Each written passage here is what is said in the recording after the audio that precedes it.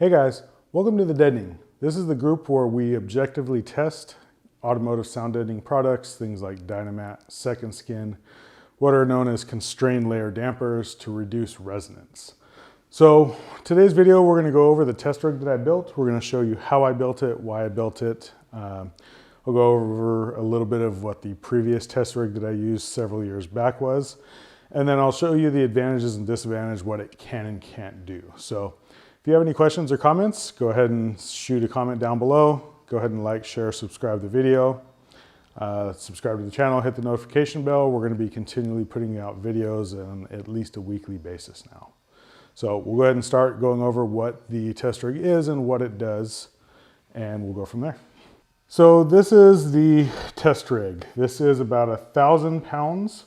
It's got two different layers. It's got an outer layer, which is the sound insulation layer, and then it's got the inner layer, which is actually the test layer. So the reason I built it like this, I built it as large as possible to fit under the table saw.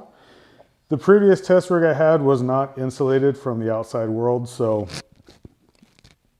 it basically had a couple speakers mounted to the back of a box. On the other side of that box was the metal test panel that we would attach the deadening to.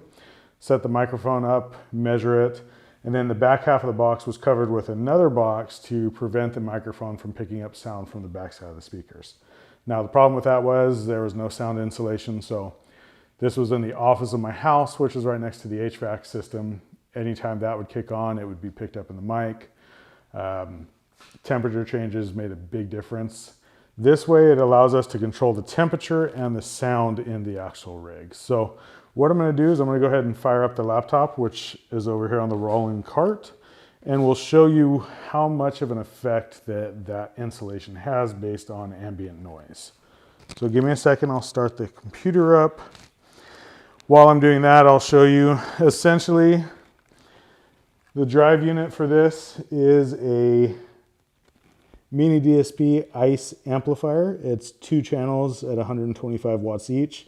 That's connected to a pair of Deadening RS225 4 ohm speakers.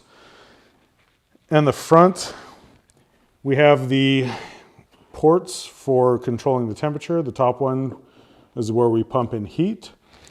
The bottom one is where we pump in cold air. This tube goes straight to the microphone. It has the output for the microphone here. These outputs are for the USB sound recording microphone, which is a Audio-Technica AT2020 USB, and a USB infrared thermometer from Omega Electronics. Those run around the side and then connect to the computer. So we'll go ahead and get the computer set up. It's taking a second, so I'll go ahead and open the door and show you what's going on in there. So once we open the door, you can see the gasket is a 1/8 inch thick layer of MLV. It is bolted in. There's recesses in the doors for the screws on that.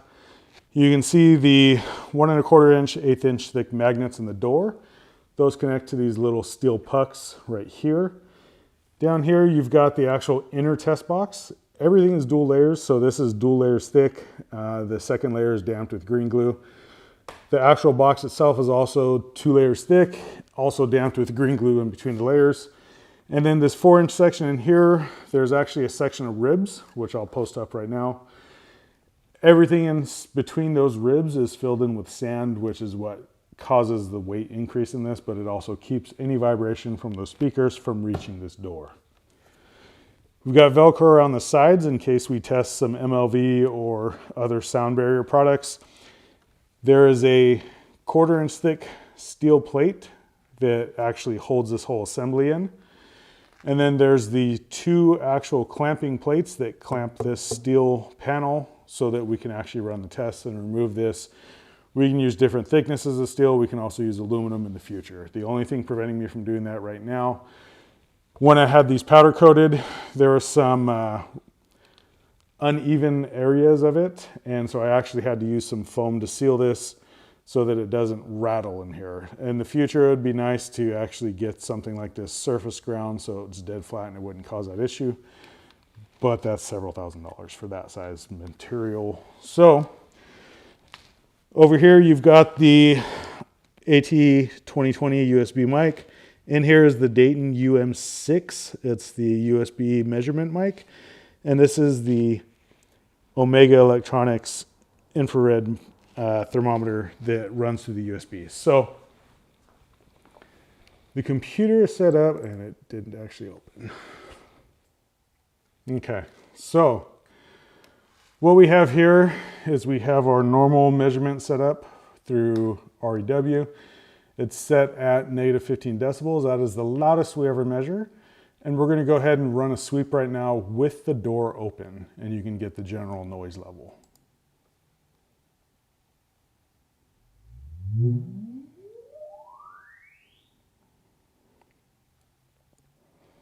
We'll go over to SPL, make sure the limits are right. Now we're gonna go ahead and shut the door. I'm gonna do that same test. Now, we always test with the door shut. The reason is it does change the frequency response, but you can see the difference in noise levels outside of the rig, which will help show you what the attenuation with that door closed is.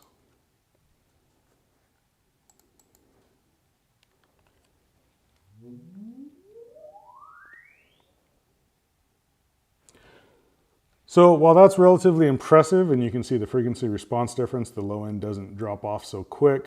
There's also higher output in the mid-range. We're gonna go ahead and get rid of that first one with the door open and show you why this is really important. So this is the measurement we just did with the door closed. Now I'm gonna walk over, I'm gonna turn on the barrel fan that I have here. You'll be able to get an idea of how loud that is.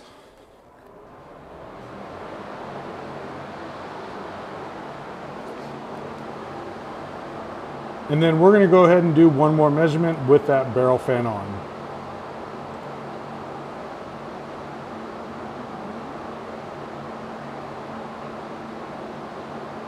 Okay, so if you notice with that barrel fan on high, I'm gonna toggle it on and off. This is the last measurement with the fan on. There is almost no difference at all in the actual sound level inside of the test rig. So again, like I said, let me turn that off.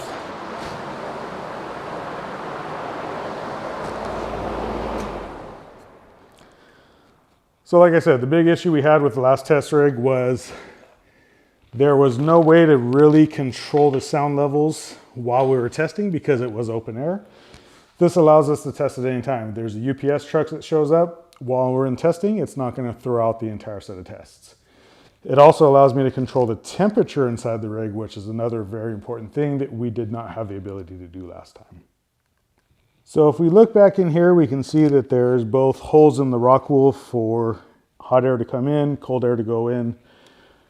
And essentially the reason we're doing this is because the actual performance of these products is going to change based on the actual temperature that they are at. So a lot of times you'll see that some of the products may fail in the heat. That's not the only problem related to heat.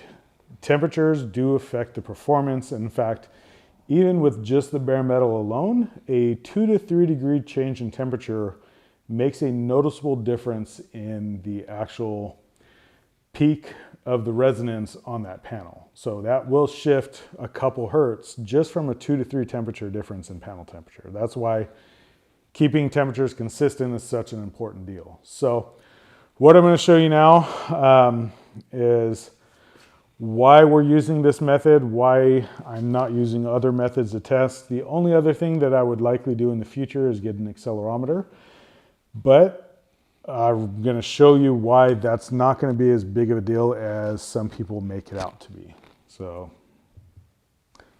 I've been asked in the past why I did this method of testing for damping performance versus other methods. There's a lot of companies you'll see post actual damping factors based on what's known as Oberst beam testing or ASTM E756 testing. So the problem with that testing is it's not really, I don't want to say it's not applicable to what we're doing, but it's difficult to understand for the average person that isn't really engineering based. So what they do is they take a strip of material, usually steel, about a 1/2 inch wide, sometimes up to 10 inches long, clamp it at one end, and then vibrate it using either magnets or some other source that is a non-contact vibration source.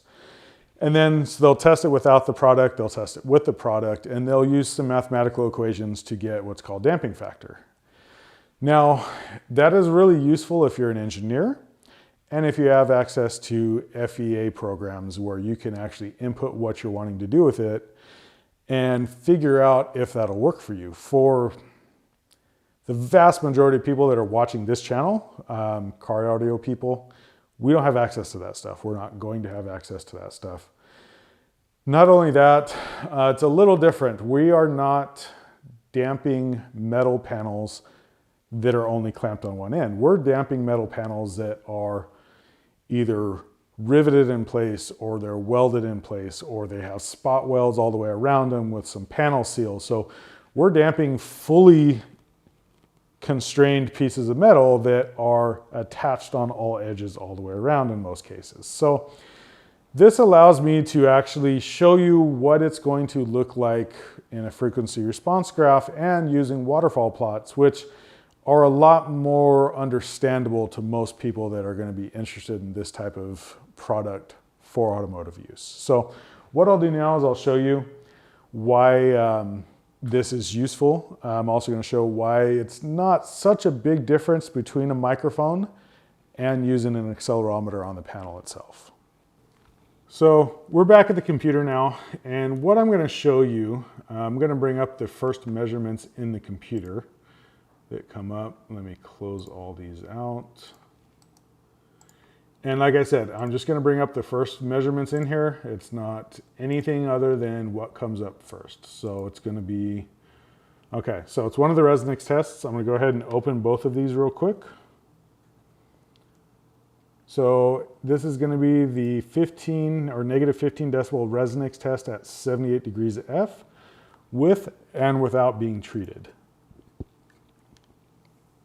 So what you see here is basically the frequency response before and after the panel's been treated. Now, I've had questions from people asking me why this is useful. Is basically the understanding is that all I'm measuring is sound coming through. I'm not measuring the actual vibration of the panel. Well, I would counter that every one of these peaks, and especially this peak right here, that is the actual natural resonance of the panel. This is a high Q peak that is only there when the panel is vibrating. So essentially, if we use an accelerometer, some of this area over here would probably be different. Some of the area before would probably be different. But this peak and this change in the peak related to the damping, those are probably not going to be much different even if we're using an accelerometer. So not only can we see the difference in amplitude of the resonance here, but we can see the change in the Q of the resonance. So this is a very high Q resonance. It rings for a long time, which we can see by going to a waterfall plot. And I'll generate that right now. So this is, and the limits are off again. There we go. So this is a waterfall plot. Let me see, controls. Okay, so it's 300 milliseconds. So this section here, that long decay right there, that is a resonance, and that's how much it's dropped in 300 milliseconds. As you can see, it rings for quite a long time. Now, if we can go over here to the treated panel, we're going to go ahead and generate the same thing. You can see that that resonance is gone to almost nothing. In fact, it actually dissipates before these resonances over here. That's another big point of why I'm doing this testing in the first place. There's a lot of people that are under the assumption that these type of products are good for general broadband noise control. Well, going back to the SPL or frequency response to that, you can see these products are only having a small effect or a large effect in a small area. It's only really being effective in this resonant area. The rest of the frequency response, it's not changing much. That's why it's important to use barriers for actual broadband noise control. So hopefully this gave you guys a better understanding of what I'm doing and why I'm doing it. The measurements we'll be able to see moving forward, why those will be important. If you have any questions or suggestions, go ahead and leave a comment below. Like I said, I will be releasing another video next week. That one's going to go over heat testing, why I've changed my heat testing to no longer using an oven, and what we'll be doing with heat testing going forward. It's going to be much more realistic to what actually happens in the car. So it will kind of get rid of some of the complaints I've had about my previous heat testing. Other than that, hope you guys enjoyed.